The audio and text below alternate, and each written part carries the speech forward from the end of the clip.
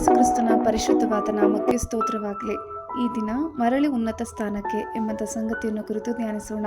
ಕೀರ್ತನೆಗಳು 71ನೇ ಅಧ್ಯಾಯ 20-21 ವಾಕ್ಯ. ನಮ್ಮನ್ನು ಅನೇಕ ಕಷ್ಟ ನಷ್ಟಗಳಿಗೆ ಗುರಿ ಮಾಡಿದ ನೀನೇ ಪುನಃ ಉಜ್ಜೀವಿಸ ಮಾಡು. ನಮ್ಮನ್ನು ಭೂಮಿಯ ಅಧೋಭಾಗದಿಂದ ಮೇಲೆತ್ತು ನನ್ನ ಗೌರವವನ್ನು ಹೆಚ್ಚಿಸು, ನನಗೆ ಅಭಿಮುಖನಾಗಿ ಸಂತೈಸು. ಆಮೇನ್. 4 ರೀತಿಯ ಪುನಃಸ್ಥಾಪನೆ. 1 ಬದಲಾಯಿಸುವುದು, 2 ನವೀಕರಿಸುವುದು, 3 ಉಜ್ಜೀವನಗೊಳಿಸುವುದು ಮತ್ತು 4 ಮರಳಿ ಪಡೆಯುವುದು.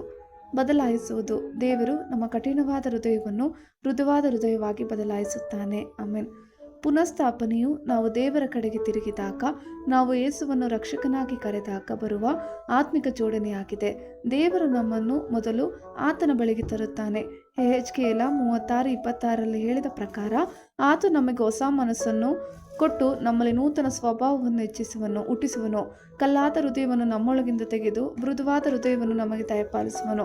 ನಂತರ ದೇವರು ದೇಶ, ಹಣ್ಣು ಮತ್ತು ವಸ್ತುಗಳ ಬಗ್ಗೆ ಮಾತಾಡುತ್ತಾನೆ. ನಿಸ್ಸಂಶಯವಾಗಿ ಒಬ್ಬರು ವಿಮೋಚನೆಯನ್ನು ಅಂತ್ಯವೆಂದು ಭಾವಿಸಬೇಕು. ಆದರೆ ಪುನಃಸ್ಥಾಪನೆ ಎಂದರೆ ಶಾಶ್ವತ ಜೀವನದ ಭರವಸೆಗಿಂತ ಹೆಚ್ಚಿನ ವಿಮೋಚನೆ ಇದೆ. ವಿಮೋಚನೆಗೊಂಡವರ ಜೀವನವು ಭೂಮಿಯ ಮೇಲೆ ಒಳ್ಳೆಯ ಉದ್ದೇಶಕ್ಕಾಗಿ ಪುನಃಸ್ಥಾಪಿಸಲ್ಪಡುತ್ತದೆ. ದೇವರ ಪುನಃಸ್ಥಾಪಿತ ಜನರು ಪ್ರತಿಯೊಂದು ಒಳ್ಳೆಯ ಕೆಲಸದಲ್ಲಿ ಫಲವನ್ನು ಕೊಡುತ್ತಾರೆ ಮತ್ತು ದೇವರ ಜ್ಞಾನವನ್ನು ಹೆಚ್ಚಿಸುತ್ತಾರೆ. ಆಮೇನ್. ಸತ್ಯವೇದ ಹೇಳುತ್ತದೆ, ಅವನ ತಪ್ಪು ಬಯಲಾದರೆ ಅವನು ಹೇಳರಷ್ಟು ಕೊಡಬೇಕಾಗುವುದು, ಅಥವಾ ತನ್ನ ಮನೆಯ ಆಸ್ತಿಯನ್ನೆಲ್ಲ ತೆತ್ತೇ ತೀರಬೇಕು. ನಿಮ್ಮ ದೇವರಾದ ಯೆಹೋವನು ದುರಾವಸ್ಥೆಯಿಂದ ನಿಮ್ಮನ್ನು ತಪ್ಪಿಸಿ ನಿಮ್ಮನ್ನು ಕನಿಕರಿಸಿ ತಾನು ನಿಮ್ಮನ್ನು ಚದುರಿಸಿರುವ ಎಲ್ಲ ದೇಶಗಳಿಂದ ತಿರುಗಿ ಕೂಡಿಸುವನು.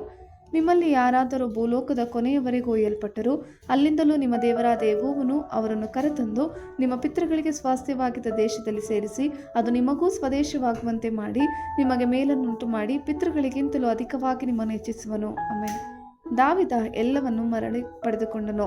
1 ಸಮುವೇಲ 30ನೇ ಅಧ್ಯಾಯ 19-20 ವಾಕ್ಯ. ಅಮಲೇಕ್ಯರು ಒಯ್ದಿದ್ದ ಚಿಕ್ಕ ದೊಡ್ಡ ಒಡವೆಗಳಾಗಲಿ ಗಂಡು ಹೆಣ್ಣು ಮಕ್ಕಳಾಗಲಿ ಒಂದನ್ನು ಬಿಡದೆ ಎಲ್ಲವನ್ನು ತಿರುಗಿ ತೆಗೆದುಕೊಂಡು ಬಂದನು. ಇದಲ್ಲದೆ ದಾವೀದನು ಶತ್ರುಗಳ ದನಕುರಿಗಳನ್ನು ತೆಗೆದುಕೊಂಡನು. ಅವನ ಜನರು ಇವು ದಾವೀದನ ಕೊಳ್ಳೆ ಎಂದು ಹೇಳಿ ಅವುಗಳನ್ನು ತಮ್ಮ ದನಗಳ ಮುಂದಾಗಿ ಹೊಡಕೊಂಡು ಬಂದರು. ಆಮೇನ್. ಕರ್ತನ ಕೃಪೆ ನಿಮ್ಮೆಲ್ಲರೊಂದಿಗಿರಲಿ.